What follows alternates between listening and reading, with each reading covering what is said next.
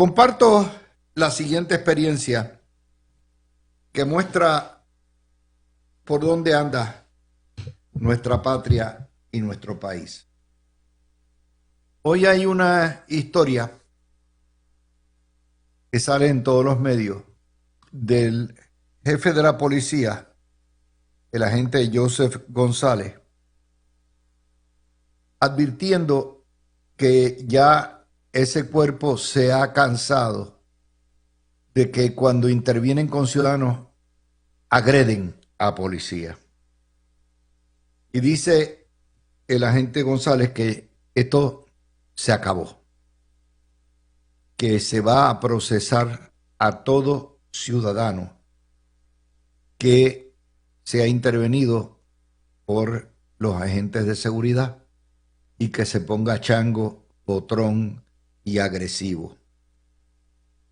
Esto surge a raíz de un caso donde una abogada de San Germán, que trabaja en la Junta de Planificación, y el médico, su esposo médico, fueron intervenidos por alegadamente manejar bajo los efectos del alcohol, y se tornó violenta la situación y agredieron a un policía. Y esa nota o esa noticia sale 2 días después, o 3 días después que se arrestara a la terrorista Audrey Nix por haber embestido el automóvil 2 veces contra una patrulla de la policía bajo estado de embriaguez. Se tornó potrona, resistió el arresto y agredió a un policía. Ok, esos son los muñequitos que les estoy dando de cómo está la situación. Hace 50 años los policías en Puerto Rico eran intocables. Había un profundo respeto por la autoridad. Y obviamente la actividad delictiva no llegaba ni cerca de lo que fue luego en los 80, los 90, que es el pico de la criminalidad en Puerto Rico. Bajó la criminalidad de 130,000 delitos tipo 1, hoy en día son 20, 21,000, de 1,000 y pico de asesinatos, hoy en día son la mitad, pero se quedó la falta de respeto a nuestros oficiales. Y yo sé que muchos policías escuchan este programa o patrullando o estando ya en su hora de almuerzo o ya en sus casas. Y para mí esa es una de las profesiones de más alta estima que tenemos en Puerto Rico. De manera que la pérdida de valores, la pérdida de principios, la pérdida de paciencia, de tolerancia, la pérdida de respeto por la ley es lo que está en juego detrás de esos incidentes. Pero hay más.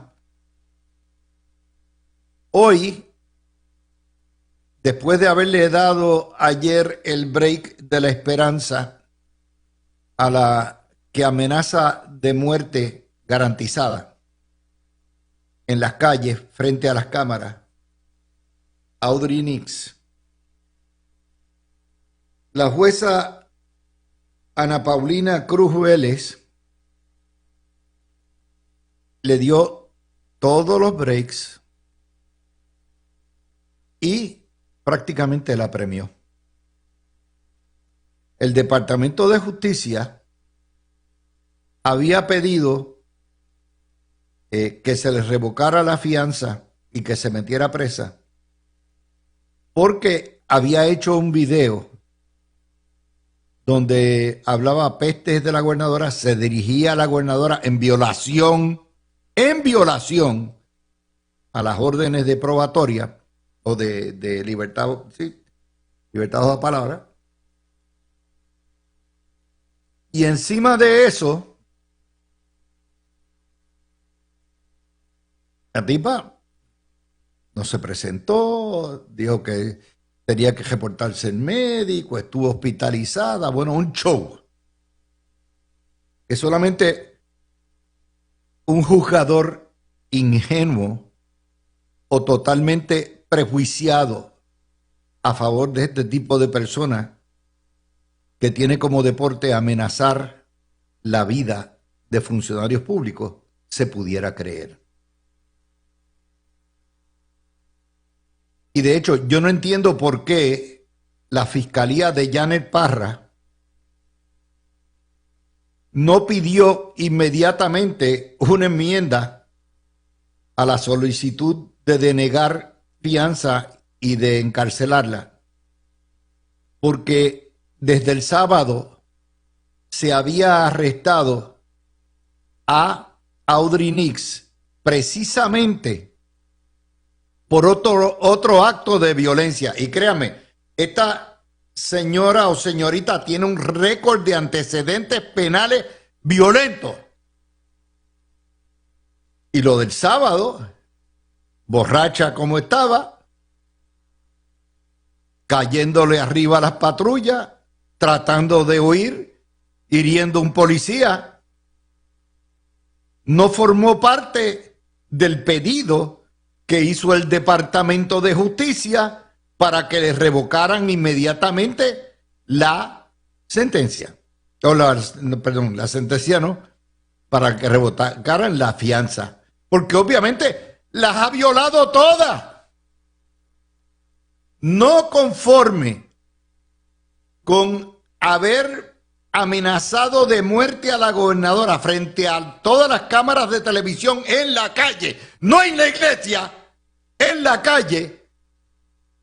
Posteriormente viene y se emborracha, guía temerariamente, pone en riesgo vida, choca una patrulla, trata de huir, le da palo al guardia, agrede al guardia,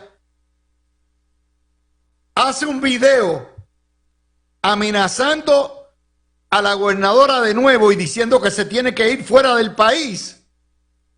Y para la jueza Ana Paulina Cruz Vélez, aquí no pasó nada, camarada. Le dio pam, pam. Le dijo, no, vete a tu casa y no peques más. No te voy a poner un grillete electrónico, pero no salgas después de las 9. Y te prohíbo que bebas cerveza o esos licores que están en tu casa. No los mires. Y hablamos después. Quédate allá, muchacha. Ese es Puerto Rico. Lo que le demuestra la perversión de lo que es la justicia puertorriqueña, donde el terrorista, donde el criminal, donde el violento tiene todos los derechos civiles y más garantizados, y la corte y la prensa la protegen. Y este caso no es únicamente de la juez Ana Paulina Cruz Vélez, que no está exenta de crítica porque es parte del gobierno, es parte del Poder Judicial y sus decisiones tienen implicaciones de política pública. Ha liberado nuevamente, dejado en la calle por la libre, una violenta, sino que sencillamente usted dice, pero ¿cómo este país está al revés? ¿Con qué fuerza moral le vamos a pedir a nuestros policías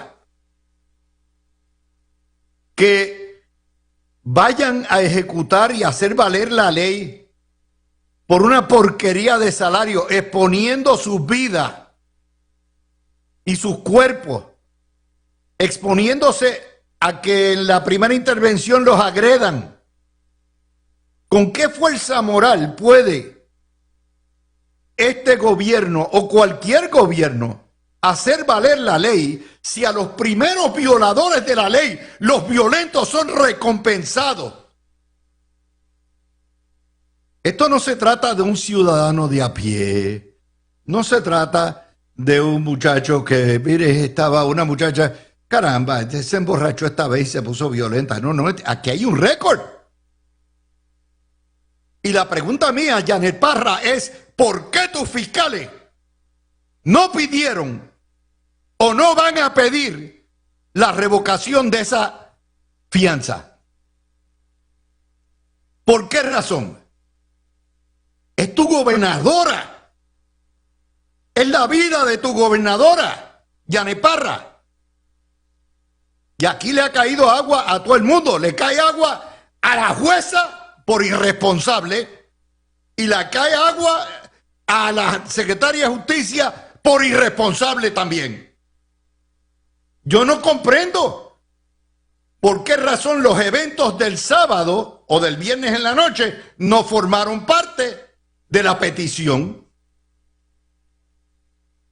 Así está Puerto Rico. Los violentos son recompensados por el Poder Judicial. Cuando yo escribí hace 30 años que la justicia en Puerto Rico estaba corrompida, lo he probado todos los días con decisiones y no es meramente por la política partidista. Es por el ay bendito, es por los derechos civiles. Es un sistema donde el ciudadano que respeta la ley es castigado y los que violan la ley son recompensados. Ese es el sistema. Y ustedes dicen, wow, ¿se montó en tribuna, papá? No. Son preguntas que hay que hacer. ¿Por qué? ¿A cuenta de qué a Audrey Nix se le dan privilegios? ¿Por qué? ¿Porque la Mulero es quien la defiende? No. No. ¿A cuenta de qué? De manera que Puerto Rico, cualquiera puede amenazar de muerte en la vía pública, alterar la paz, ser violenta, decirle vete de este país. ¿Con qué derecho? Ningún puertorriqueño tiene derecho a decirle a otro puertorriqueño te largas de aquí. Y eso es lo que recompensa el Poder Judicial. Sí, jueza presidenta, usted también tiene responsabilidad. Usted también tiene responsabilidad. Esos son sus jueces. Y de alguna manera hay que decirle, oye, aquí hay que proteger al pueblo. Ustedes no trabajan para Audrey Nix ni para los abogados de defensa. Ustedes trabajan para proteger al pueblo de Puerto Rico. Por eso se llama el Departamento de Justicia y el Poder Judicial, la rama de gobierno judicial. Y entonces la gente se... ¡Wow! ¿Usted cree que yo me siento orgulloso de ese tipo de justicia? No, yo siempre he sido un rebelde, siempre lo he criticado. Siempre lo he criticado. Si llega a ser un Juan de los Parlotes, si llega a ser una persona pobre que no tiene ninguna importancia política, lo pasan por la piedra.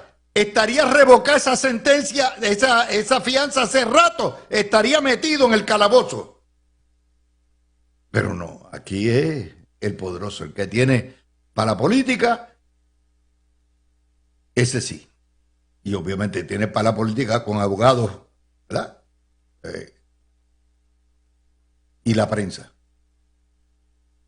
Son cosas que uno no comprende.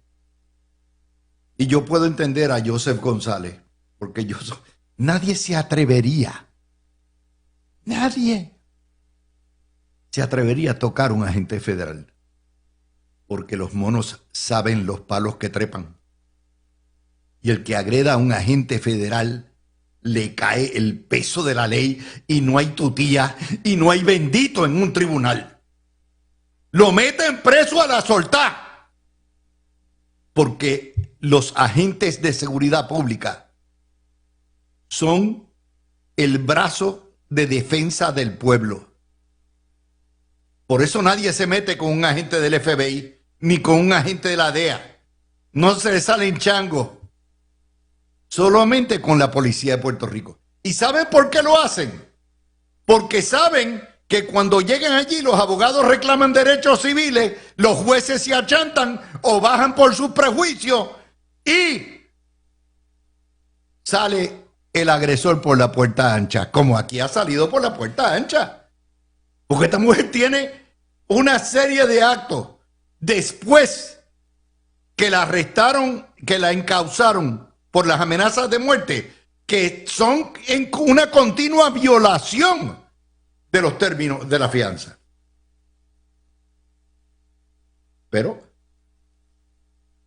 ese es Puerto Rico. Esto no tiene nada que ver con política. Esto no tiene que ver nada con ideología. Esto tiene que ver con la pérdida de valores morales, éticos y jurídicos en la tierra que nos vio nacer.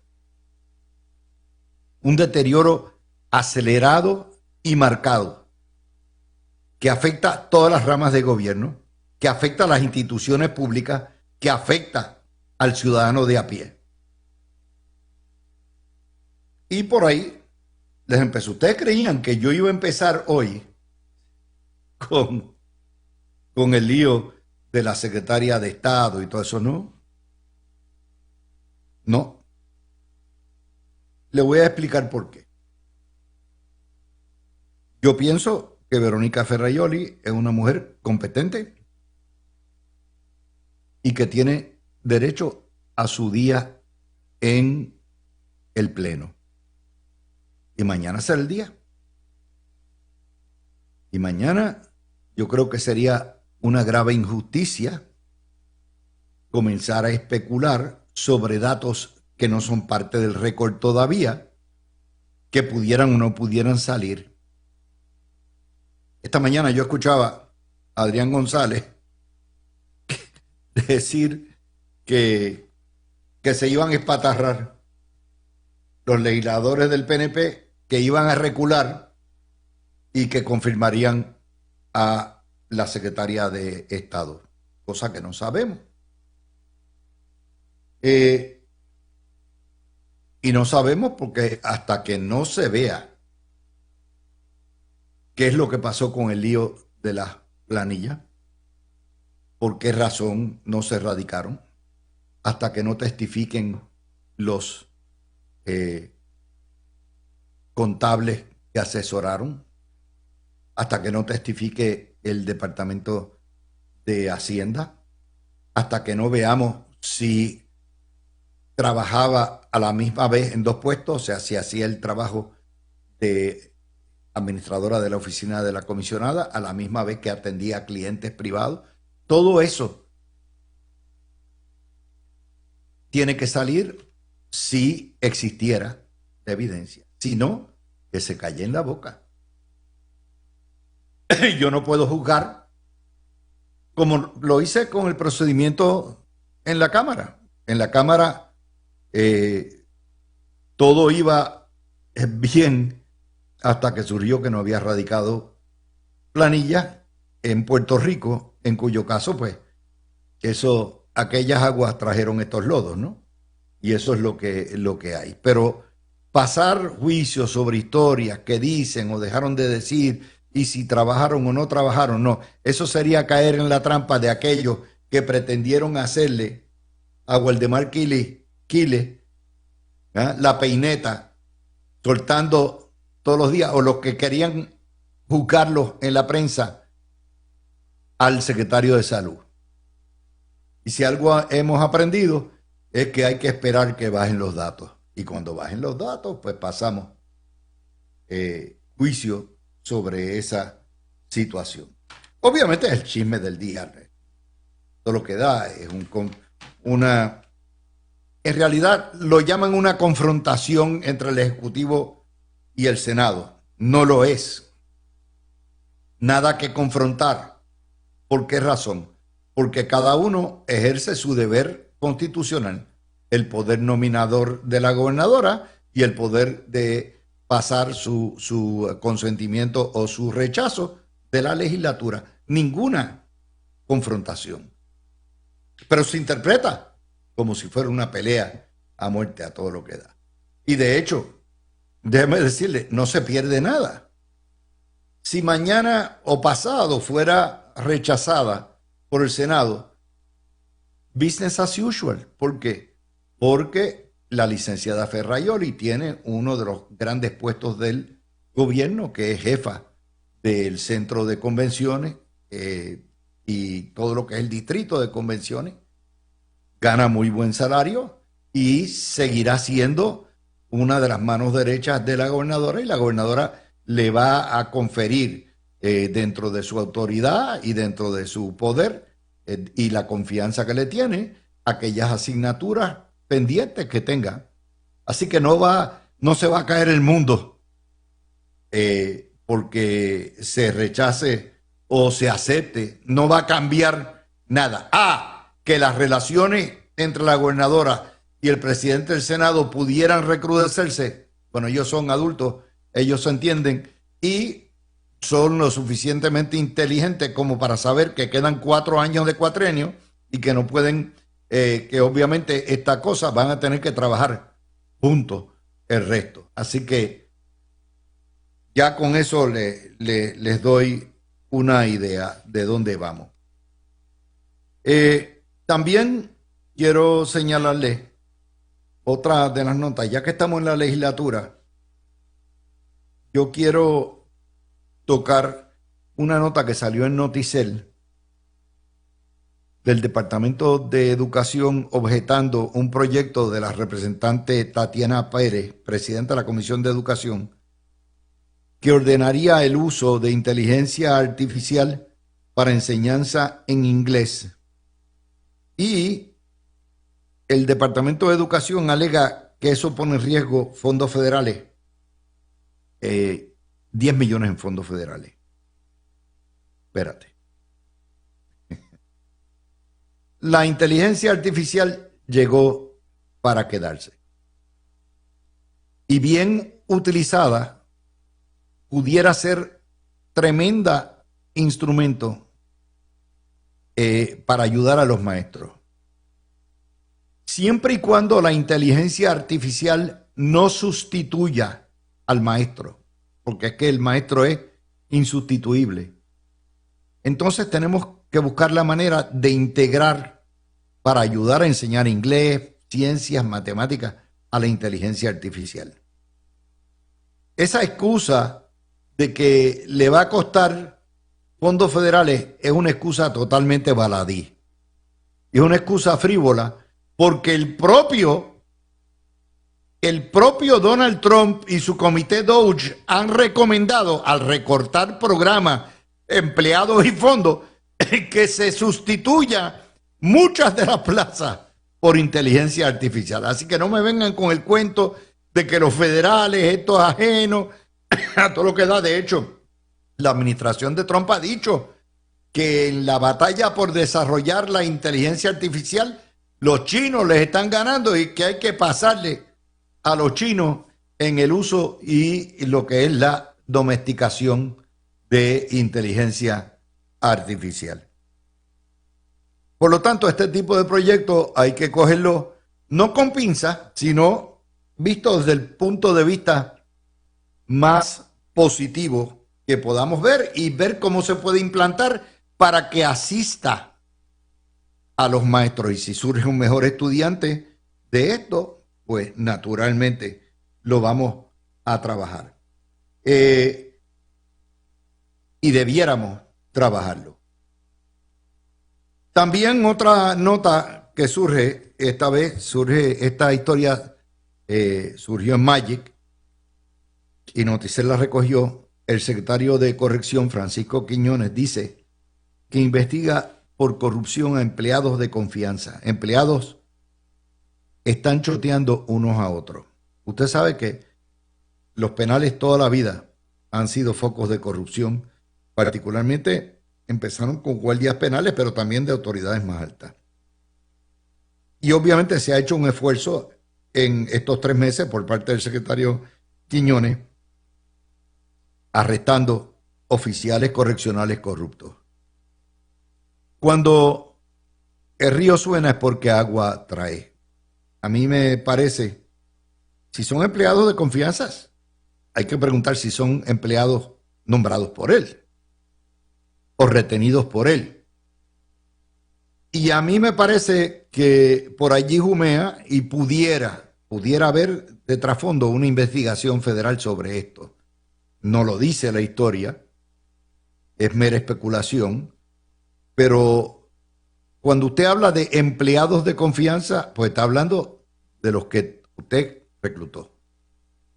Y si eso es así, es porque una autoridad mayor está jamaqueando el palo. Y de nuevo, esto es una labor encomiable. Hay que limpiar la casa en corrección y así se empieza, pero es otra nota importante. Ustedes se fijan, hoy hay noticias, por eso omití los titulares, porque hay noticias de todo tipo y no es meramente los chismes lo que vamos a ir. El presidente del Senado, Tomás Rivera Schatz, le pidió al Congreso urgencia para facilitar y liberar fondos para la remoción de lo que son la vegetación encima de las líneas. Usted sabe que aquí llueve, la vegetación crece a las millas, van y podan. Usted sabe todas las millas de cable que hay que liberar en Puerto Rico porque no supimos planificar y soterrar, y particularmente las grandes. Bueno, pues una de las cosas que FEMA alega es, bueno, es que hay que esperar a que esto, y lo que está diciendo Luma es, mire, yo quisiera contratar más gente y poder acelerar la poda y hacerla. Pero recuerden cuál es el problema. Aquí los ambientalistas se quedan si se corta una ramita. Asesinato de árboles, seguida dicen. Y ustedes, ¿cuántas veces nos hemos comentado aquí que es Mamá Melchora? Si Luma no poda, los pelan, como están pelándolo, porque que supuestamente no podó la línea que causó el apagón santo, ¿verdad? Entonces, cuando van a podar, salen los comunitaristas. No, no, no, no, no, no, no, no. Me están tocando los pajaritos y las ramitas y no puede ser. Bueno, pues el presidente del Senado le pidió a FEMA, al Congreso, al Departamento de Energía y a EPA que se pongan para su número, que la temporada huracanada está apenas a unos 40 días de llegar y que hay que deshiervar y hay que remover vegetación a todo lo que da. Con eso, son las 5:30, cierro este video, nos vamos a Noti1 TV. Hoy tengo a Javier, a Fernando y a Aurelio Algevis. Tengo a Tony un poquito malito. Bueno, malito siempre ha sido, él ha sido travieso toda la vida, pero lo tengo still under the weather. Así que cerramos el video. Esto es un tema que yo no entiendo cómo hoy no se le dio realce. Ustedes saben que los municipios, la mayoría de ellos quebrados, vienen pidiendo a gritos un sustituto al impuesto de inventario y a lo que era el fondo de equiparación. Y lo vienen pidiendo y la Junta le da vueltas a la noria, vueltas a la noria, vueltas a la noria, en vez de haber ordenado el cierre del municipio, en vez de haber ordenado la consolidación de municipios, porque ellos, dentro de los poderes plenipotenciarios que tienen bajo promesa, pueden hacer lo que les dé la gana. De hecho, han dejado sin efecto legislación, han dejado sin efecto disposiciones constitucionales y han impuesto su propia legislación. Pues hoy hay una historia en el periódico El Nuevo Día que se les escapó, yo creo que hasta los editores. La Junta de Control Fiscal le exige al CRIM, al repasar su plan de lo que es el estado de situación y ajuste de deuda, ejecutar propiedades con deuda. Eso es más fácil hecho decirlo que hacerlo. ¿Por qué razón? Usted sabe que muchos de los problemas, esto lo saben los alcaldes, que hay en los pueblos casas abandonadas, fincas abandonadas, por los problemas de sucesión, por los problemas de que dejaron generaciones, los hijos y los requintos y los rechonchos vivir allí, entonces usucapier, y es un lío registral. Pero aparte de eso, ¿qué van a hacer una vez las ejecutan? Sí, ¿de qué va a hacer un municipio con una propiedad? Ah, la vende. Ah, ok, muy bien. Vamos a ver. Pero ha exigido la Junta retasar las casas que han hecho mejoras para subir recaudo. Eso, si usted va a Dorado, a Carlitos López no se le escapa una. Y continuamente vienen, y en Guaynabo igual, a O'Neill tampoco, a inspectores, particularmente llegan después que hacen las urbanizaciones nuevas y empieza todo el mundo a los 2 o 3 años meterle mejoras, vienen. Ajá, y esa marquesina. Oye, y esa piscinita que pusiste ahí. Y esas verjas no estaban ahí. Y entonces eso aumenta el valor de la propiedad y por lo tanto aumenta. No todos están haciendo lo propio. ¿Por qué? Porque cerca de 50 de nuestros municipios viven en áreas de alta pobreza, de 60 a 70%, donde la propiedad no está muy encampanada. Por lo tanto, ¿qué tipo de mejora? Un alambre de púa, un camino de piedra. Pero eso se está haciendo en municipios grandes, municipios chiquitos no. Y entonces se exige tasar tasas de contribución que reflejen el valor en el mercado. Y ahí es donde, ¿verdad?, la puerca entorcha el rabo. ¿Por qué razón? Porque eso implica 2 cosas. Número 1, subir el límite de lo que es la valoración. Y segundo, hacer lo que se hace en todos los condados en Estados Unidos. Es decir, que el valor real de la casa y su tasa tributaria esté anclada en lo que es el valor en el mercado. Y ese valor en el mercado se tasa el terreno. Ok, compré, esto es lo que vale el terreno y la estructura. Pero basado sin un tope, 15,000 pesos. No. Basado en la realidad. Eso es un aumento tributario. ¿Pero qué? Es un aumento tributario que requiere legislación.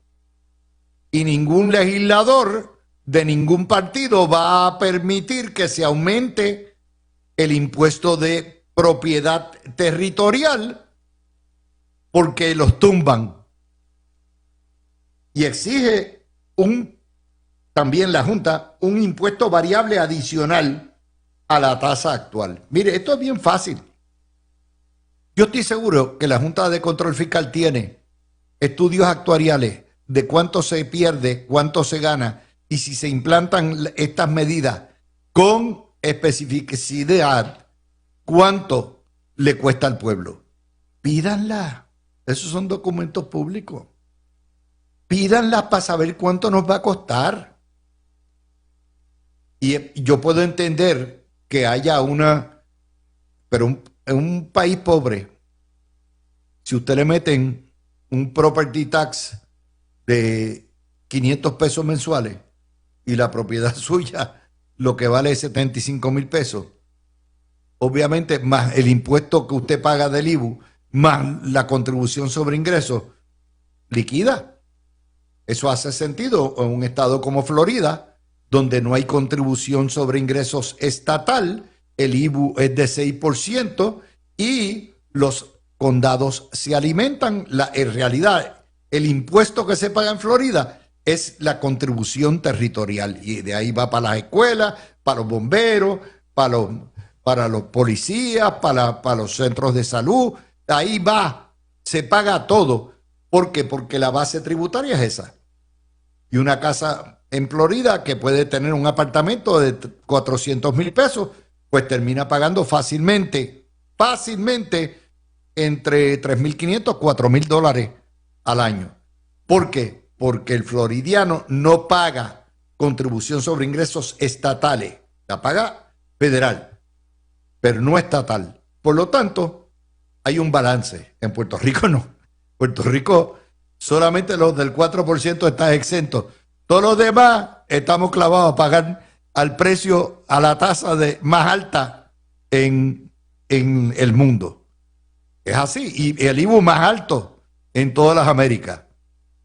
Por lo tanto, usted le peta los impuestos que está sugiriendo la Junta.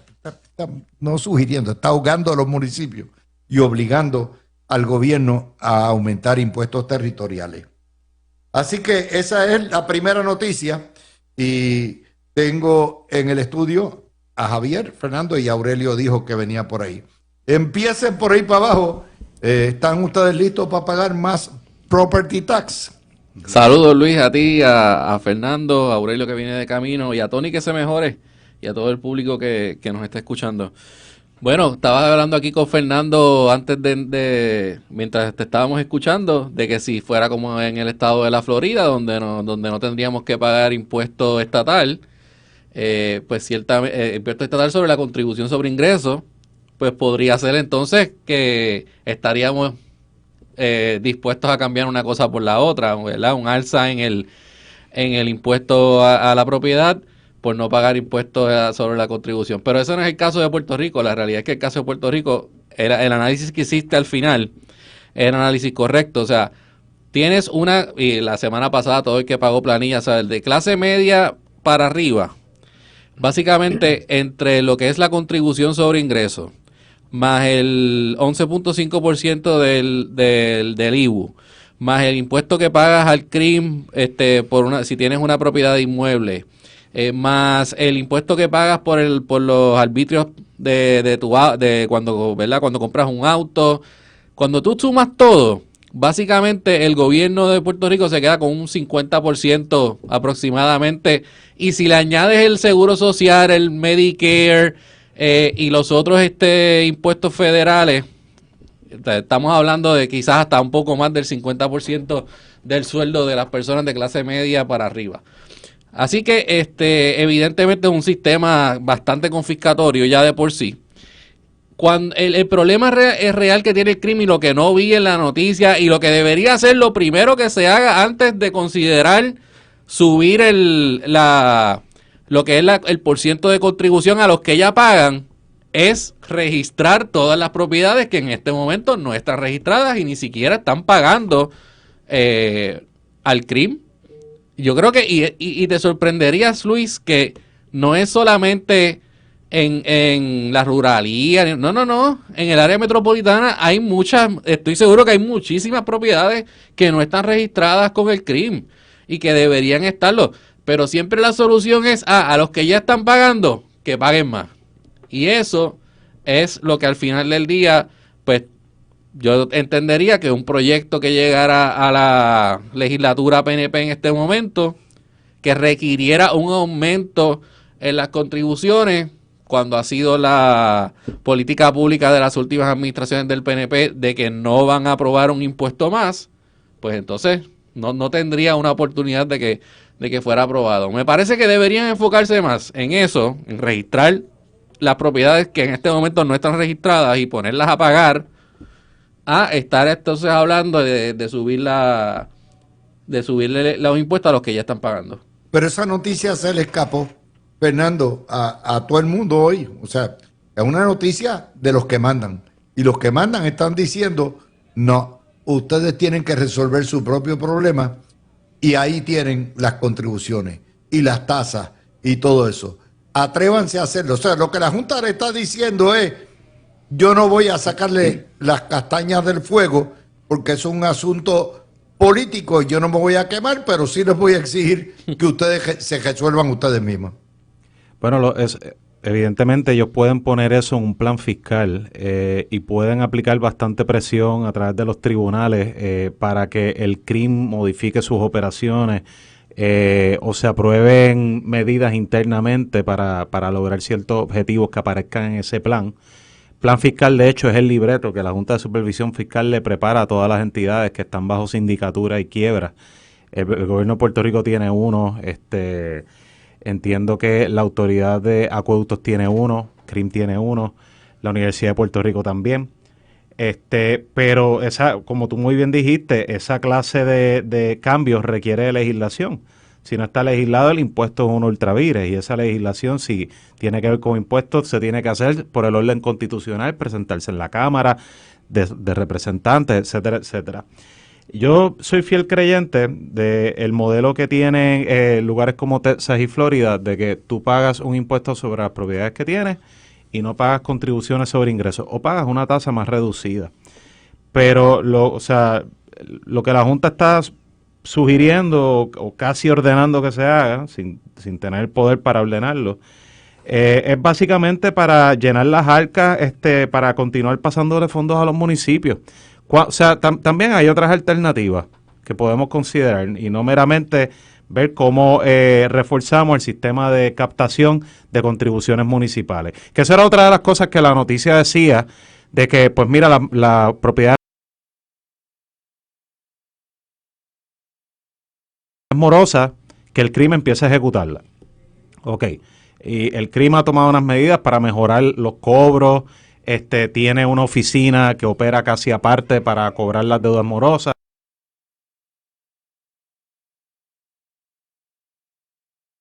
etcétera.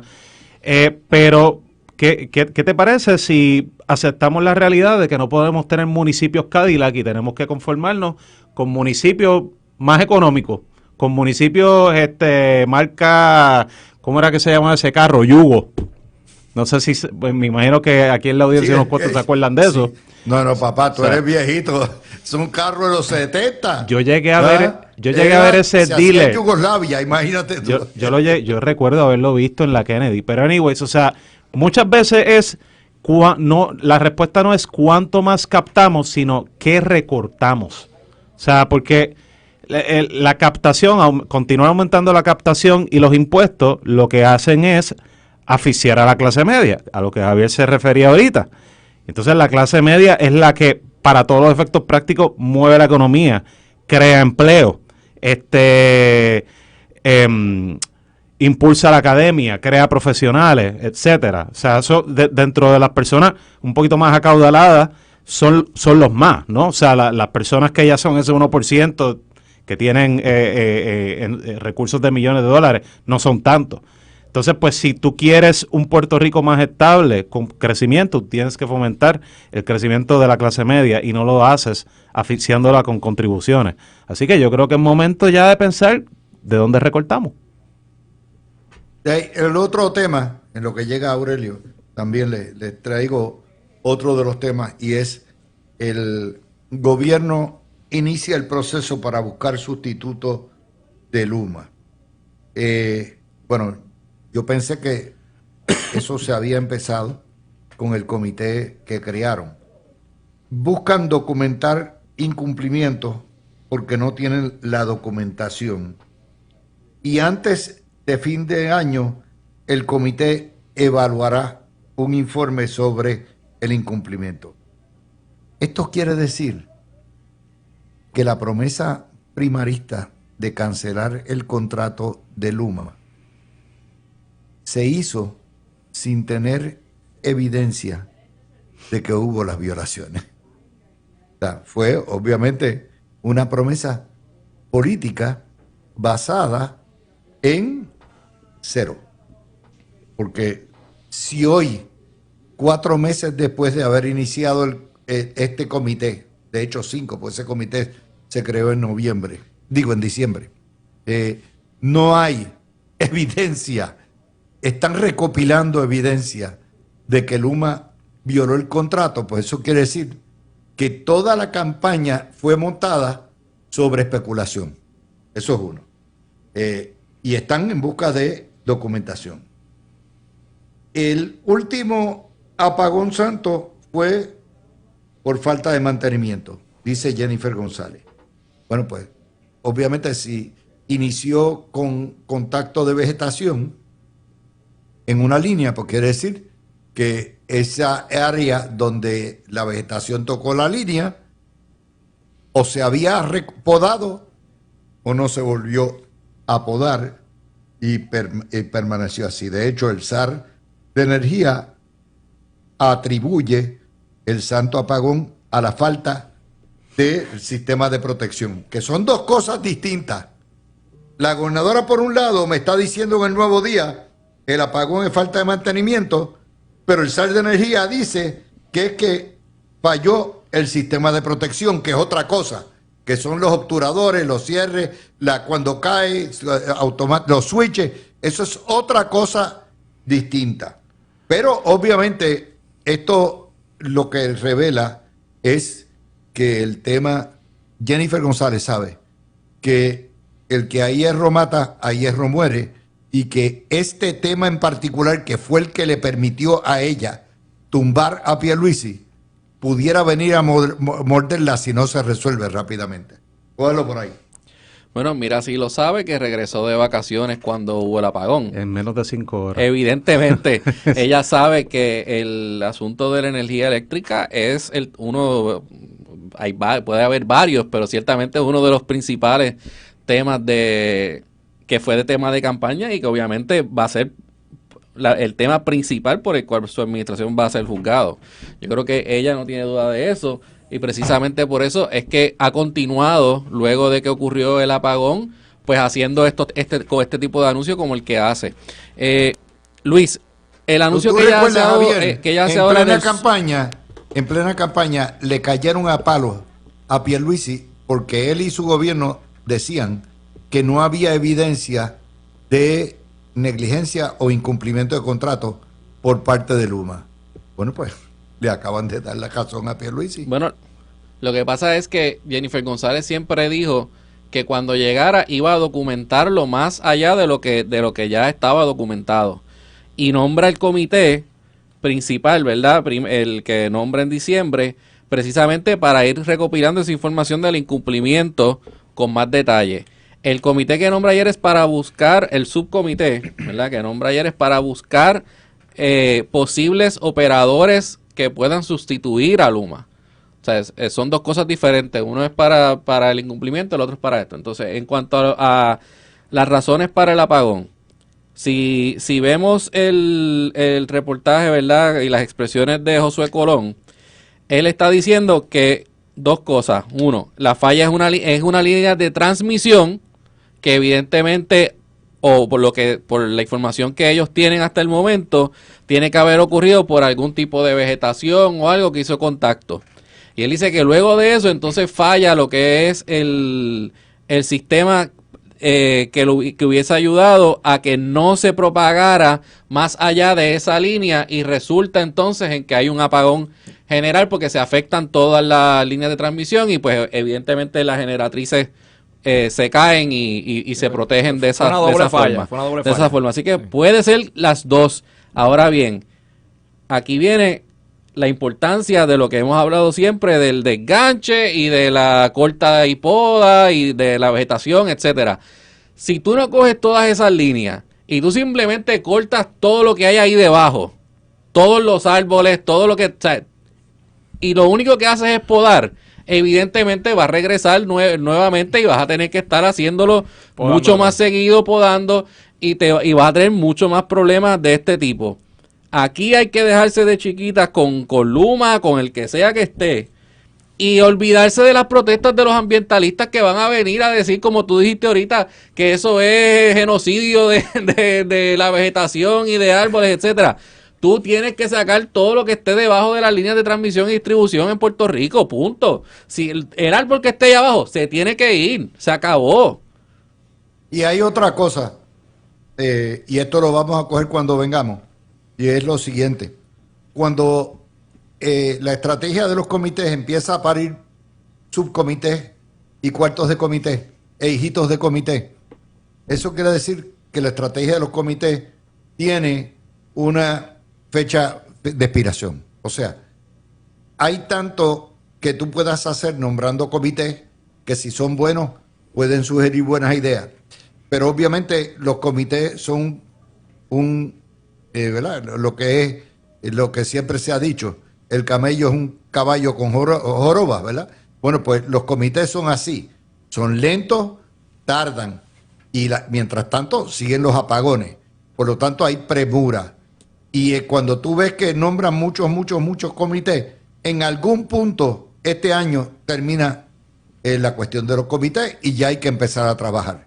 Y la determinación de si se va a cancelar el contrato Luma, que obviamente es un caso federal que se va a ver en promesa de aquí a 2 o 3 años, pues va a estar puesto ahí. Vamos a hacer la pausa para hablar un poquitito de esta situación de energía, que está corriendo el tiempo, los comités haciendo su trabajo, las recomendaciones no van a estar hasta finales de año. Quiere decir que cualquier notificación o movida para cancelar el contrato de Luma sería o a finales de este año, y eso vamos a ver una batalla campal por los próximos, ¿por qué? Porque ahí han vuelto cerca de 400 millones de pesos de penalidad que tendría que pagar el gobierno de Puerto Rico, así que miraremos dónde termina todo esto. Aurelio. Saludos, Luis, saludos a los compañeros de panel y a todo el público que nos sintoniza por Noti1 630. Mis excusas por la tardanza, porque por alguna razón en Puerto Rico no hay elevado ni carril reversible que corrija el asunto de los tapones, pero aquí estamos, gracias a Dios, compartiendo el mejor análisis político, y como siempre, gracias Luis y a Noti1 por la oportunidad. Vamos al tema de energía, y ciertamente Luis, tú diste en el clavo cuando mencionaste que esa era, sin duda alguna, una de las principales promesas de campaña de la gobernadora Jennifer González Colón, y la parte de documentar las fallas de Luma es una sumamente importante, y les explico por qué. Yo creo que las fallas que ha tenido Luma en el trayecto han sido evidentes. Todo el mundo ha podido constatar los grandes retos, pero también las grandes fallas que ha tenido Luma en este proceso de transmitir efectivamente, de poder colocar las cortapisas y las correcciones necesarias en nuestro sistema para que no ocurran los apagones como ocurrió la semana pasada, que como mencionaba Javier, falla una línea porque cae una rama, y encima también la protección del sistema que se supone que evitase que ese apagón ocurriera, pues falló también. Pues evidentemente hay algo que no está ocurriendo, pero no es tan fácil como decirlo, voy a cancelar y ya, porque como en todo proceso que envuelve contrataciones, que envuelve situaciones legales, pues hay que documentar correctamente, porque a lo contrario sería una cancelación que muy probablemente le costaría millones de dólares al pueblo de Puerto Rico. Así que creo que es la manera correcta y apropiada el que a través de estos grupos de trabajo se pueda documentar fehacientemente y con la información necesaria la cancelación de ese contrato. Lo otro muy importante y muy correcto también es que a la par con eso, y es algo que se ha discutido en este programa y en este espacio, a la par con buscar la cancelación de ese contrato con las fallas que son evidentes, tiene que ir un análisis de quiénes vienen entonces a reemplazar a la empresa. Porque aquí en este espacio también hemos mencionado que no es tan fácil como que pues Luma se va y entonces ¿quién viene después? Prepa no es opción. Regresar a prepa definitivamente no puede ser opción. Así que creo que evidentemente es correcto que este comité, junto con la cancelación del contrato, esté comenzando a buscar posibles operadores, y la gobernadora fue bien clara. Se va a abrir el espacio a todo tipo de empresas, local, nacional y extranjera, después de que cumpla con los parámetros y con los requisitos y que tenga las herramientas necesarias para manejar el sistema de transmisión en Puerto Rico con todos los retos que conlleva, pues la que resulte que cuente con todos esos requisitos y esos parámetros, pues será la graciada. Fernando. Perdóname, no estaba seguro si habías dicho algo o habías dicho mi nombre. Más temprano en este año, a la gobernadora la criticaron, eso fue poquito tiempo después de que juramentó, porque el discurso de ella empezó a enfocarse más en el tema de la generación. Entonces, pues su oposición empezó a decir, mira, ahora está flip-flopping. De tanto criticar a Luma y de que iba a fiscalizar a Luma, ahora está diciendo que el problema es la generación y va a mirar más de cerca los contratos que se firmaron con Genera, PR y con los otros proveedores privados que hay en la isla. Más identificar qué alternativas hay para la gasificación. Y podemos estipular a la solta que todo lo que diga, haga o deje de hacer Jennifer González sobre la energía va a ser criticada en Puerto Rico. Pues claro. No importa. No, o sea, no solamente por la figura de Jennifer González como gobernador y presidente del PNP y la líder máxima del movimiento estadista del PNP en Puerto Rico, sino también pues porque, o sea, ella tiene un récord de promesas que hizo de campaña y pues obviamente lo esperado es que el público y la oposición pues esté pendiente a lo que ella está haciendo al respecto. Pero que me refería al tema de las críticas de que se empezó a enfocar en la generación, porque, o sea, en realidad, para el tema de Luma, es bastante claro de que esto no se va a resolver de un día para otro. Y ella empezó a plantear eso desde bien temprano, después de que asumió las riendas. La preocupación y el enfoque de ella es que para verano, cuando se dispare la demanda energética en Puerto Rico, por los calores que ya empezaron, ahora que pasó la Semana Santa, pues tengamos alternativas de generación para que el sistema no se nos sobrecargue y se nos caiga, que esos tipos de apagones son más peligrosos todavía. Y ella está trabajando activamente para bregar con esa situación. En el tema de Luma, estoy de acuerdo con Aurelio, tú no puedes cancelar un contrato, y menos todavía un contrato de esta naturaleza sin tener la evidencia clara. Y mira, todo el mundo conoce cuándo han sido los apagones más grandes. El 31 de diciembre tuvimos uno bien serio. Se le atribuyó a Luma, si no estoy equivocado. El 14 de febrero hubo otro. Ahora en acción de... Y el miércoles santo. El del miércoles santo tuvimos otro. Pero no se había hecho la gestión de documentar bien qué fue lo que pasó, qué se hizo en el proceso de respuesta, etcétera. Lo que sí le tengo que dar a la gobernadora, sobre todo, sobre el reconocimiento que le doy por fiscalizar y estar pendiente a esto, es que bajo su liderato se logró que el servicio eléctrico se restaurara virtualmente toda la isla en cuestión de 24 horas. Sí. Vamos a comparar eso con el super. En la mañana está 95%. Vamos a comparar eso con el superapagón que hubo cuando se fundió algo en Aguirre en el 2015. Estuvimos 5 o 6 días sin energía eléctrica. Y ahí estaba la Autoridad de Energía Eléctrica. O sea que hay mejoría, pero hay trabajo por hacer. Y ella está pendiente. Y tiene que estar pendiente, porque esa es la promesa que le hizo el pueblo de Puerto Rico. La van a acusar de politiquera, no importa lo que pase. Pero vamos a juzgarla por los actos concretos que está tomando. Y todavía es bastante temprano en el cuatrenio para pasar juicio. O sea que hay que darle la oportunidad y el espacio para que desarrolle esa cartera de evidencia, si se está cumpliendo o no con el contrato, para que se desarrolle ese récord de qué es lo que ella ha hecho para que la generación no se nos caiga en verano, entre otras cosas. Si Jennifer González logra bajar sustancialmente los apagones, y el número, la cantidad hoy es de más de 225,000 apagones en 6 años, que es un promedio de 33,000 más o menos por año. Ciertamente, claro, esto cuenta relevos de carga. Yo me imagino que esto, yo no sé de dónde sacaron los números, pero están ahí. Eso es cuando los guaraguas se paran en las líneas estas de... Sí, ella ciertamente, si resuelve este problema, sale reelecta. That's it. Esto es do or die, básicamente para ella. Es el issue. Y Luis, tú mencionaste algo bien importante ahorita en un intercambio con Fernando. A Jennifer González la van a criticar no matter what. Durante la campaña, cuando ella mencionaba que iba a cancelar el contrato de Luma, la oposición política la atacaba diciendo que eso no podía ser así de la noche a la mañana, que eso era un planteamiento irresponsable. Ahora que ella entonces designa un comité para documentar toda la información necesaria para correctamente, propiamente y en ley lograr la cancelación de ese contrato sin que le cueste millones de dólares al pueblo de Puerto Rico, pues entonces ahora está incumpliendo con la promesa de que lo iba a hacer de un día para otro. Palo si boga y palo si no boga, la van a criticar no matter what. Como quiera. Ahí hay un contraste, o sea, con la administración de Pedro Pierluisi. Pierluisi trató de distanciarse. Él decía, mira, esto está en manos privadas, hay un negociado de energía, y eso le costó las primarias. Sí, ciertamente. O sea, la gobernadora tiene una presión para cumplir con esas promesas porque sabe que la están velando con eso.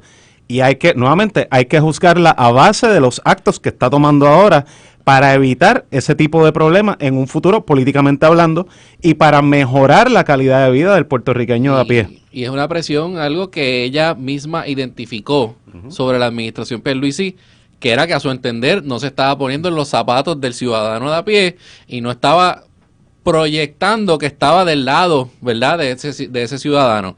Así que por eso tú ves que ella desde que entra está tratando de proyectarse como la persona que está velando por los intereses del ciudadano de a pie, que tiene que pagar la electricidad súper cara en Puerto Rico, que obviamente tiene un servicio que se le va mucho más de lo que desearía, y ha tomado pasos afirmativos. Para mí, de los pasos afirmativos más importantes, fuera de esto de la cancelación del contrato de Luma, es tú cambiar la política energética que tenían los gobiernos de Ricardo Rosselló y de Pedro Pierluisi, abrir más a traer una generación de energía que pueda utilizarse gas natural, que se reparen las generatrices que no están funcionando en este momento. O sea, buscar alternativas a lo que era en los últimos 4 años, también impulsado por el gobierno federal de Joe Biden, que era simplemente estar buscando proyectos de energía solar o de energía eólica o lo que fuera, y no entonces estar buscando cómo resolver más rápido el problema de generación. Y yo creo que eso también es un cambio de enfoque que para mí es el correcto. Bueno, vamos a ir al insólito caso de Aury Nix y el pase que le dio de ahí bendito la jueza Ana Paulina Cruz Vélez, donde prácticamente lo que hizo fue darle pan y mandarla para su casita, no salgas después de las 9, no bebas, y nada ha pasado aquí. Esto en un momento en que el jefe de la policía, Joseph González, dice que no va a tolerar ningún tipo de agresión. La pregunta que se cae de la mata es ¿por qué Fiscalía, por qué el Departamento de Justicia no incluyó los datos y el incidente del viernes donde agredió a un policía y chocó una patrulla para revocar esa fianza? Les caigo encima con esa. Mira, yo no practico mucho el derecho criminal, prácticamente en este momento no lo estoy practicando. Así que a mí me gustaría, igual que a ti, saber por qué para una vista de revocación de fianza no sería pertinente que esta es una persona que acaba de agredir o acaba de ser acusada y que se le encontró causa por agresión a un oficial del orden público, por destrucción de la propiedad, etcétera. O sea, estamos hablando de una persona que ha demostrado en este momento pues ser agresiva, ser ¿verdad? Más allá de lo que ocurrió con la gobernadora, que ya de por sí el Departamento de Justicia pide la revocación porque se le había ordenado a esta muchacha que no podía hacer expresiones sobre Jennifer González, ni dirigirse a ella despectivamente, ni mucho menos. Y hay un video que y obviamente el video es una violación. Exactamente. Grasa. El video que está corriendo por las redes, que fue unas horas antes de que ocurriera el incidente donde ella chocó la patrulla, agredió al policía, etcétera, y que de eso se le acusó y se le encontró causa. Ya con ese video era prueba suficiente. Pero ¿por qué no traes lo otro? ¿Por qué no traes al oficial del orden público que fue el que fue afectado y los que la arrestaron en el incidente donde choca la patrulla y donde lo agreden, etcétera? Yo creo que hubiese sido importante y relevante para este tipo de vistas. No sé si hay una prohibición de las reglas de procedimiento criminal en ese sentido. No sé por qué eso no era relevante. O volverlo a radicar, o volverlo a pedir. Ya está. O sea, todo esto está fastidiado, está al revés. Los violentos tienen al servicio a los tribunales de justicia cuando llega casos de violencia, máxima violencia política como esta. Salen por la puerta ancha. Si hubiera sido un PNP, estaría metido en el calabozo hace rato. Pero cuidado, Luis, por eso también no quiero entrar en una crítica a la juez que vio el caso. Porque al Pero final... ¿por qué no se puede criticar No, las pero- decisiones de los jueces? Pero nosotros no estuvimos ahí. pero vamos a escúchame, empezar por ahí, voy a ¿sabes? empezar Yo por no eso. sé Voy a qué empezar pruebas se porque... presentó, ni qué- Exacto, por ahí va, Fernán. ¿Sabes? No, yo no sé qué prueba se presentó y qué prueba no se presentó, que ella tuvo de frente, qué testigos tuvo. Lo que sabemos y al final del día, si no se trajo prueba sobre el incidente que ocurrió y el otro caso por el que está acusada en esa vista, pues la juez no la podía evaluar. No, en ese caso es el Departamento de Justicia que responde. Sí, yo, en verdad, mi opinión en ese caso, ¿verdad? Y no tengo información más allá de la que se ha vertido públicamente y la que también tienen los compañeros, que obviamente es muy limitada porque no estuvimos ahí. Mi impresión quizás es que el Departamento de Justicia quiso, de nuevo, mi impresión, cuidarse de no pasar o cruzar una raya quizás que se pudiese interpretar como una acción política contra esta joven, Espérate, habiendo ya un ¿cuidarse de caso qué? en contra de ella. ¿Cuidarse de qué? O sea, si estás procesando por un acto violento como es amenazar de muerte a la gobernadora, ¿de qué te tienes que cuidar? Sí. Luis, otra Ya cosa. tienes el récord los policías y el incidente del viernes. No, Luis. y yo estoy de acuerdo contigo, es mi opinión, de nuevo, mi percepción que quizás la postura de ellos es que quieren cuidarse de algún señalamiento de ataque político, de utilizar la maquinaria gubernamental contra una persona que sí tiene ya un señalamiento en contra de la gobernadora, pero quizá quisieron cuidarse de no hacer un overkill con esta joven que ya tiene un caso por atacar verbalmente a la gobernadora. Ahora también tiene un caso de destrucción de propiedad pública, de agredir a un funcionario de seguridad pública, en este caso un agente de la policía, y quizá no quisieron entrar en ese overkill porque la realidad es, Luis, que esta muchacha se ha desprestigiado ella sola. Evidentemente, todo el mundo vio el ataque verbal pero que le el lanzó a la caso aquí no gobernadora es en una Audrinix. iglesia. Mira, y yo, El caso no es Audrinix, el caso es cómo han decaído los valores morales, legales, principios en Puerto Rico, cómo la gente siente que tiene luz verde para agredir a los policías y cómo el sistema de justicia protege al violento. Ese es el tema. No es Audrinix. Oye, lo que hemos visto con los ambientalistas terroristas todo el tiempo es igual. Aquí el violento sale por la puerta ancha. bueno, mira, Luis, vamos a dar unas cosas claras y por favor no hueles como psiquitraque, lo que yo voy a decir ahora. Respira hondo. Ahora me voy a poner medio técnico.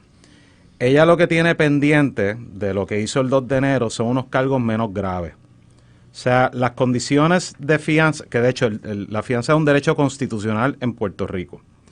Las condiciones que puede tener de fianza tienen que ser proporcionales a las circunstancias de los delitos que se le imputan, las circunstancias personales del imputado, una serie de criterios que están en las reglas de procedimiento criminal, que eso son una ley. Ella salió libre bajo fianza también por el incidente que tuvo la semana pasada de guiar borracha, chocar una patrulla y agredir a un oficial de ley y orden. O sea, no se le puede negar una fianza, punto. Que se le pueden poner condiciones más severas, porque es un segundo caso teniendo otro vivo y estando en libertad bajo fianza cuando incurre o se le imputa otra conducta. Pues ahí yo te tengo que decir, tengo que investigar eso un poco más porque yo practico criminal, pero a nivel federal principalmente. Pero que tampoco estamos hablando de un caso donde la persona le pegó fuego a una casa, donde, o sea, estoy hablando del caso del 2 de enero, donde una persona mató a otra, donde una persona agredió a otra. Sí es algo que molestó y cayó muy pesado y lacera la sensibilidad de la mayoría de los puertorriqueños por lo que hizo y dónde lo hizo, en una iglesia. O sea, primero que insulta a la gobernadora, le utiliza palabras soeces en una casa de fe. O sea, es un delito menos grave. Lamentablemente, pues eso está tipificado como delito menos grave. Pero la realidad del caso es que, pues, no le quita de que fue un acto bien severo, bien serio, pero tampoco la jueza se puede poner a tratar esto como si estuviese bregando con una persona que representa un peligro para la vida de otro, como a una persona le imputan una agresión de ley 54 donde casi pues deja a su víctima muerta. O sea que yo creo, estoy tratando de meterme en la mente de los jueces que bregaron con este caso.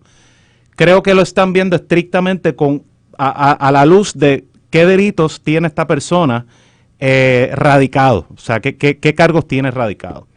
Yo entiendo lo que tú estás diciendo y simpatizo, ¿no? De que, caramba, aquí los derechos, o sea, la forma de pensar y sentirse de que los derechos son para las personas que son malhechores. Pero es que el debido proceso de ley y todos los derechos que vienen detrás de eso, a juicio rápido, son para personas que enfrentan procesos de esta naturaleza. O sea, que no importa quién sea el acusado, pues obviamente va a quedar cobijado por estos derechos, aunque no nos parezca simpático.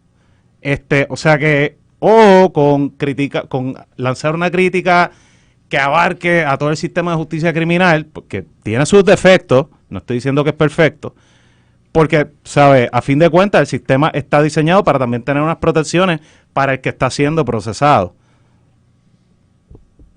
No hay una protección a tú seguir delinquiendo estando bajo fianza en un caso que tiene que ver con violencia. Ya está. No puede existir. Aquí, digo, lo que yo he dicho hoy está en boca de todos. Dicen, pero ¿qué es esta locura? Hay una gran falta de confianza en la justicia puertorriqueña. Y este tipo de casos y este tipo de decisión, que es una decisión del gobierno de Puerto Rico a través de su rama de gobierno judicial, afecta a la credibilidad de la justicia y hace que los ciudadanos piensen que el sistema está chueco, que el sistema no los protege. Eso es una realidad.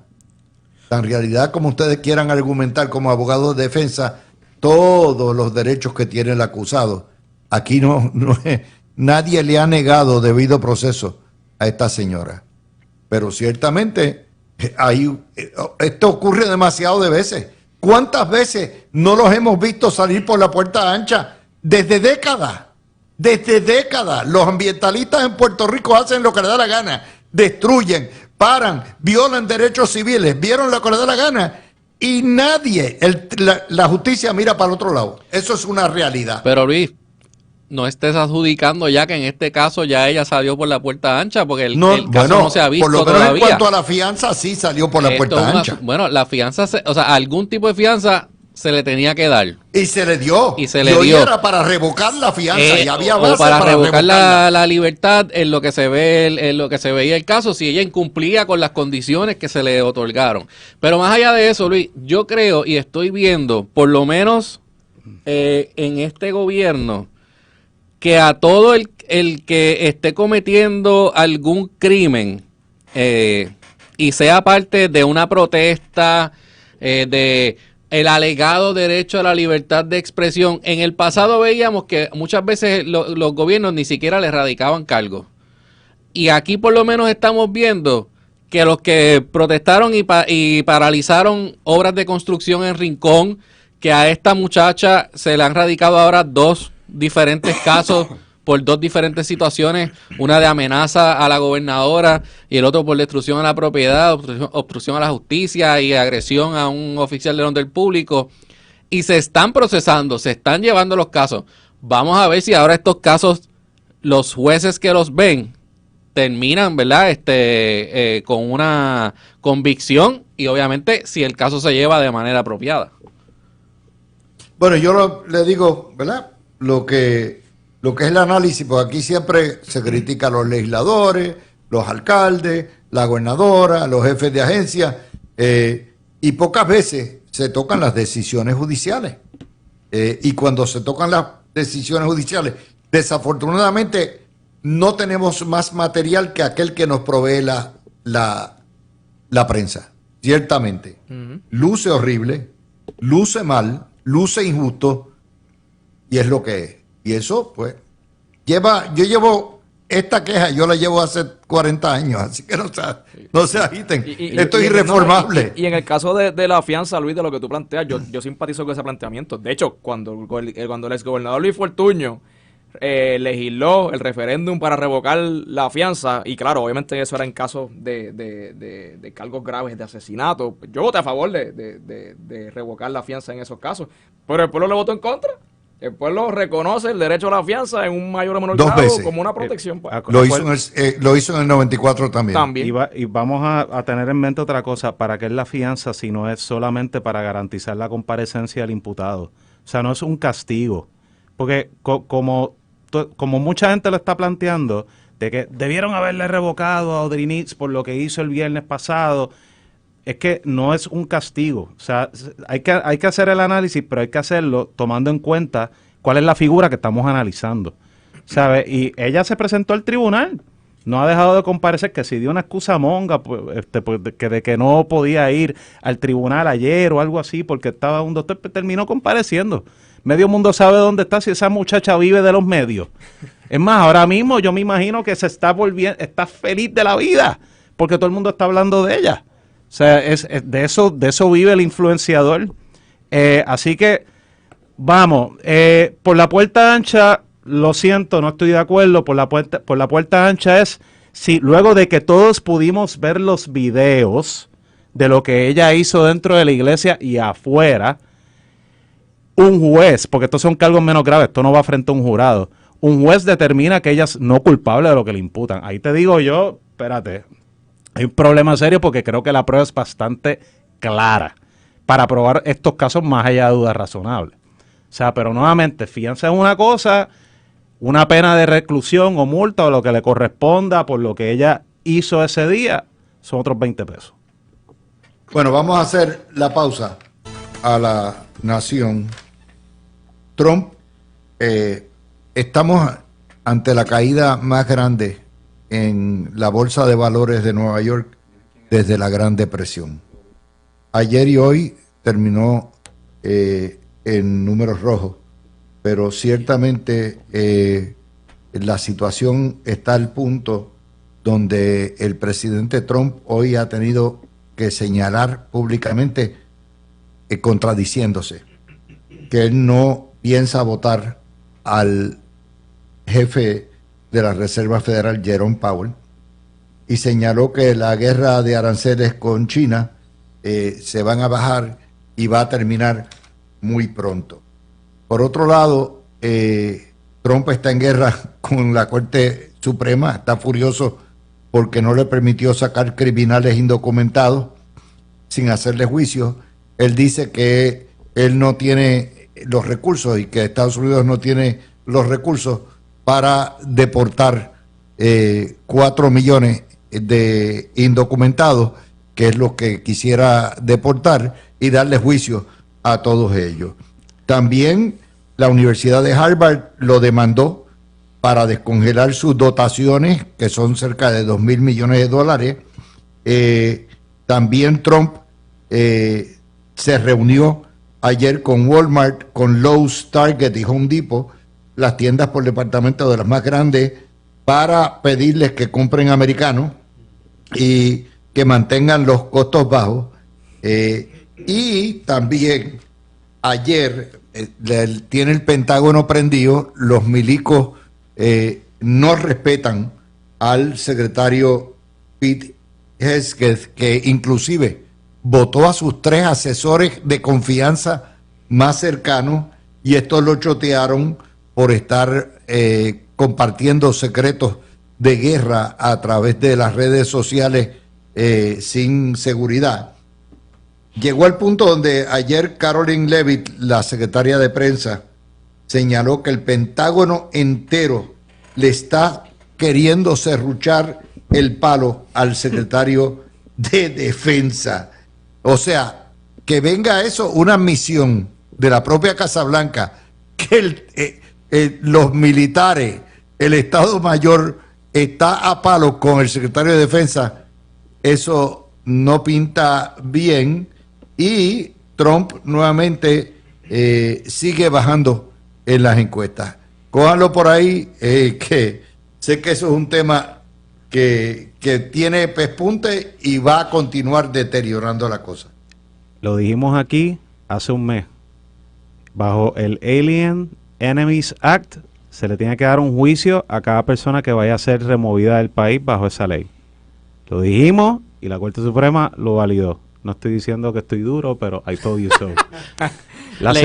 Leíste la ley aquí. La semana pasada hablamos de que... ¿Es un juicio o es como un o tipo sea, de vista? Es una audiencia. Una audiencia. O sea, no sé, la ley, como es tan vieja, no especifica, no tiene nada del contenido de cuáles son los pasos ni cuál es el procedimiento que hay que seguir, si civil, si penal. De todos modos, la semana pasada también hablamos de que Harvard iba a levantar un reto bajo la primera enmienda, demandando a la administración de Trump. ¿Y qué hicieron? Radicaron la demanda a finales de la semana pasada o principios de esta. Así que pues, aquí Casablanca admitió el viernes. El viernes admitieron que el memo que le enviaron a las universidades fue un error porque invadía prerrogativas académicas. Sí, oye, y el memo también, Fernández, me acuerdo que lo trajo y lo leímos al aire, que tenía cosas que estaban, que por la verdad que estaban ok, pero tenían otras que eran como un poco out there. Este es el pequeño trencito que puede, Noti1 está adelante y estamos aquí en una esquinita de San Juan, ¿sabes? Sirviéndole al mundo.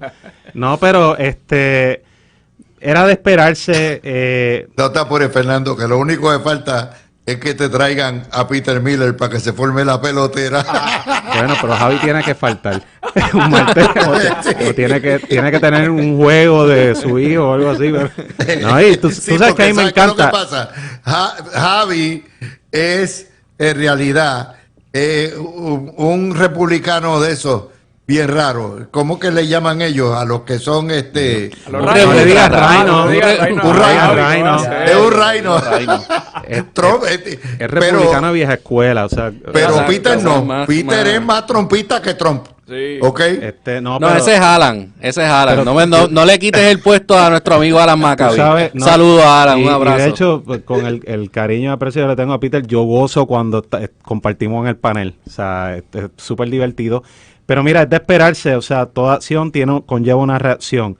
Harvard, que es la universidad con más poder económico del mundo y me atrevo a decir, la universidad más famosa del mundo, peso por peso hoy día, tiene los recursos para hacerle frente a lo que la administración Trump intentó hacer, que ahora pueden echarse para atrás y decir que fue un error. O sea, están reculando, fildeando para atrás. Está reculando. De hecho, está reculando en todas las áreas. Hay otra, o sea, pero a mí lo que me voló la cabeza es que la Casa Blanca misma admita que todo el Estado militar está en contra, le está escuchando el palo a su jefe, el secretario de Defensa. Eso es unheard of, eso es insólito. Pero yo tengo la solución y la hablé aquí con los muchachos fuera del aire. Hay que quitarle el signal a Pete Hegseth. Algún asesor tiene que decirle, mira, esa aplicación que tú estás usando para enviar mensajes de texto, que estás por error incluyendo a tu familia y por ahí se van secretos de guerra y todas esas cosas. El que te está choteando está dentro del chat. Está pasando lo mismo que con Ricardo Rosselló. O sea, que evidentemente alguien que estaba dentro del chat liqueó el chat alterado en aquella ocasión. En el caso de Pete Hegseth, pues todavía no sabemos si son chats alterados o son los chats de verdad. Así que al final del día, él no puede confiar en el equipo que tiene a su alrededor porque lo es precisamente esas son las personas que están llevando estos mensajes y liqueando, ¿verdad? Esta información a la prensa. Pero acabo de ver, o sea, la Casa Blanca está diciendo que no van a retirarle la confianza a Pete Hegseth ni le van a pedir la renuncia. Donald Trump Jr. también está tuiteando por ahí lo mismo. Así que al final del día todavía parece que Hegseth tiene toda la confianza del presidente.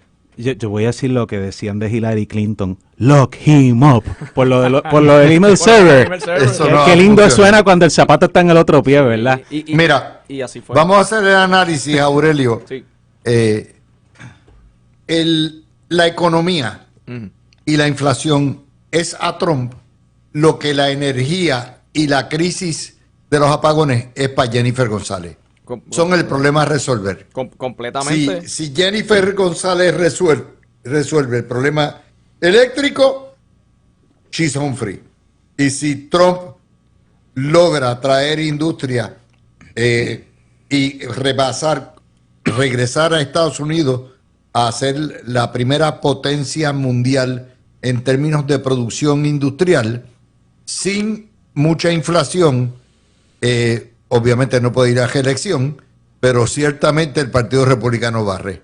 Así de importante es. Definitivo, estoy completamente de acuerdo con ese análisis, Luis, y obviamente también hay unas diferencias claras. En el caso, por ejemplo, de Jennifer González aquí en Puerto Rico, ella ha estado tomando unos pasos dirigidos, unos pasos debidamente organizados para poder llevar a cabo y cumplir su promesa de campaña de ofrecerle al pueblo de Puerto Rico un sistema de energía confiable, asequible y que funcione para el pueblo de Puerto Rico y para las industrias puertorriqueñas, los pequeños y medianos comerciantes. Ella ha estado tomando pasos afirmativos en esa dirección. En el caso de Donald Trump, con la economía, desafortunadamente hemos visto todo lo contrario y cada vez que yo veo a nuestro buen amigo Cristian Sobrino gritar a los cuatro vientos "Make my 401k great again", pues tú te das cuenta que evidentemente hay un problema con el tema económico, porque al igual que con esta situación del tema que estábamos hablando ahora, que están dándole para atrás, la cuestión de los asuntos legales,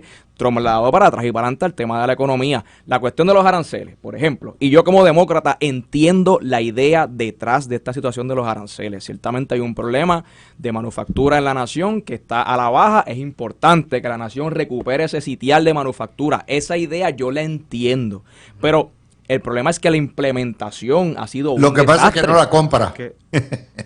No compras la implantación. No, pues, y mucho menos con este para atrás y para adelante, que lo que está haciendo es creando un disloque total en la economía, en los mercados, está sembrando dudas, temor, desconfianza, y la gente no va a venir aquí a la nación a invertir pensando en, bueno, si este tipo está para atrás y para adelante con la implementación de aranceles y no ha empezado esto, yo no quiero pensar que yo voy a invertir miles de millones de dólares para establecer mi manufactura en Puerto Rico y este tipo a los 6 meses diga, ay, ¿sabes qué? No hay más aranceles.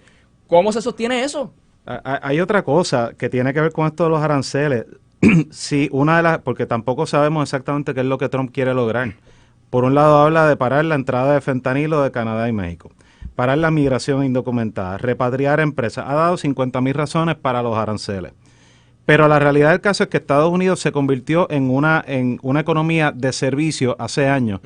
Y no de producción. La salida Sí. de la manufactura no es solamente que se ha ido la manufactura a lugares donde es más barato, sino la manufactura también que se ha quedado, inclusive, se ha puesto más eficiente y ha implementado procesos de automatización, lo cual ha conllevado pues que varias personas pierdan sus empleos. O sea que aunque se logre la repatriación de manufactura, eso no va a significar que se van a crear por lo menos 12 millones de empleos en la manufactura, que sería lo necesario para ver un cambio en el déficit de intercambio comercial, el trade deficit que tiene Estados Unidos con el resto del mundo, y ampliar la base contributiva. O sea, que aquí está ese problema, y el otro problema más serio, Trump es su peor enemigo. Trump no tiene paciencia. Trump está acostumbrado a llegar a acuerdos rápidos. Trump está acostumbrado a decir, fui exitoso en cuestión de 1 o 2 meses.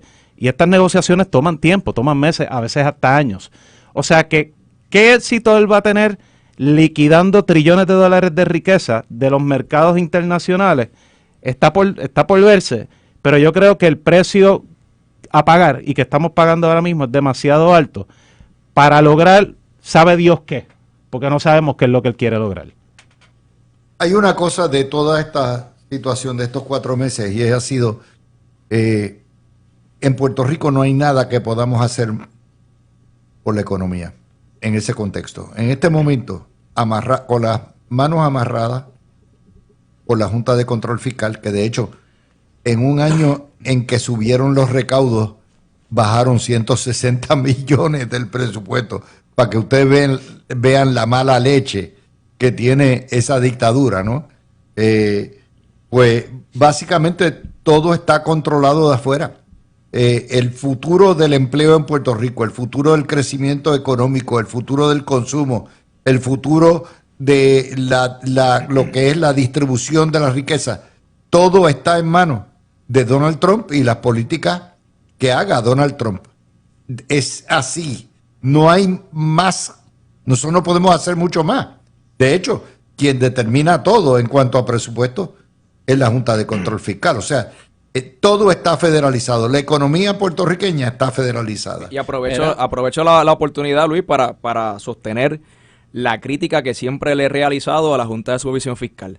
La Junta de Supervisión Fiscal está mandatada por la ley promesa a no solamente velar por las finanzas públicas y por el presupuesto y demás, tiene un mandato de promover el desarrollo económico en Puerto Rico. Y al día de hoy, a casi 10 años de impuesta a la Junta de Supervisión Fiscal, no han hecho absolutamente nada, 0x, por presentar o asistir o colaborar en un plan de desarrollo económico de Puerto Rico. Todo tiene que ver con las finanzas públicas y a pesar de que hay más recaudos que antes, se sostienen en recortar el presupuesto, en aumentar impuestos, como por ejemplo con esta situación de la retasación del crimen, que lo estuvieron hablando más temprano en el programa. Yo no entiendo honestamente la visión de la Junta de Supervisión Fiscal, no la entiendo. Sobre los impuestos y la Junta de Supervisión Fiscal, o sea, si tú tienes, o sea, por eso es que igualmente yo tampoco entiendo cuál es el objetivo de la Junta de Supervisión Fiscal, porque si tienes recaudos que han estado consistentemente en los últimos años por encima de lo esperado, de lo estimado, pero entonces a la misma vez no has llegado a acuerdos con los bonistas de la Autoridad de Energía Eléctrica, no sabes para qué vas a utilizar ese exceso en recaudos, pero tampoco quieres darle un alivio contributivo a la gente que está pagando esos impuestos, porque al final del día cuando Hacienda dice, tenemos un exceso en recaudos, no, es que son impuestos que ellos le están cobrando al pueblo y al final del día necesitan menos dinero para correr el gobierno de lo que han recaudado. La Junta tampoco quiere bregar con una reforma contributiva para entonces devolverle ese dinero al contribuyente y no tener que estar pues pagando el porciento de impuestos que está pagando en este momento. Así que yo no veo tampoco en la Junta cuál es el plan a corto y a largo plazo para poder resolver las finanzas de Puerto Rico, porque si no saben qué hacer ni siquiera con el exceso de recaudo, no le permiten al gobierno utilizarlo, no reducen las contribuciones, no llegan a acuerdos con los bonistas de la Autoridad de Energía Eléctrica, no permiten y no quieren que se utilicen tampoco para pagar las pensiones de los pensionados de la Autoridad de Energía Eléctrica. O sea, no autorizan nada. O sea, ellos deniegan todas las ideas que tiene el gobierno, que algunas son buenas, otras son malas. No estoy diciendo que estoy de acuerdo con todas, pero ellos las deniegan todas. Y al final del día no aprueban nada y no tienen un norte de qué hacer. Comparto con ustedes algo que me envió Tito Marsuach, que es genial. Y me parece a mí que es una buena idea para empezar. Dice, vamos a hablar del crimen. El alcalde puede hacer lo siguiente. 1, identificar las propiedades que no están registradas. 2. ¿Cómo se llama él? Espérate, ¿cómo se llama? Tito Marsuach. Pues me estaba escuchando ahorita. Saludos, Tito. Expropiar las que no están pagando. 3, con un dron pueden identificar obras realizadas y tasar de escritorio. El que no esté de acuerdo, que venga y argumente trayendo todo su plano y de seguro le costará más que de los estimados desde el dron. Otro, cuando tienes una propiedad tasada en 200,000 y se vende en 1,000,000, ¿quiénes se benefician?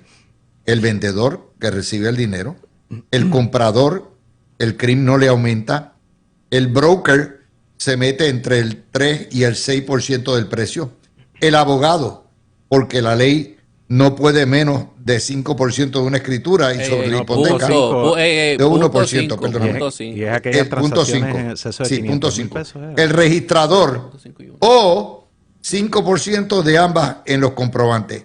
¿Quién no se beneficia de las transacciones de ventas nuevas? No se beneficia el municipio. Y el CRIM, porque no le aumentan. Solución para que el municipio CRIM se beneficien. Cambiar la ley. Dejar que el comprador inicial continúe como está, pero que al CRIM se le pague de acuerdo al precio de venta. No requiere tasación, o sea, el precio de venta en el mercado. Solo cambiar la ley para permitir que toda compraventa beneficie en 1% al CRIM. No hay que tasar. ¿Por qué? Porque en el momento que vendiste, en ese momento ya automáticamente. Claro, esto es solamente dependería de compraventa. Y si no hay compraventa, esa casa está ahí sin pagar contribuciones o acumulando las contribuciones mínimas. Si vamos a hacer eso, por favor, redúceme el porciento que le tengo que pagar a Hacienda de la ganancia por la compraventa. O sea, pues vamos a quitarle una tajada a Hacienda y se la damos al cierto, es cierto, de la ganancia capital, cierto. Hay una cosa, piense que interesante.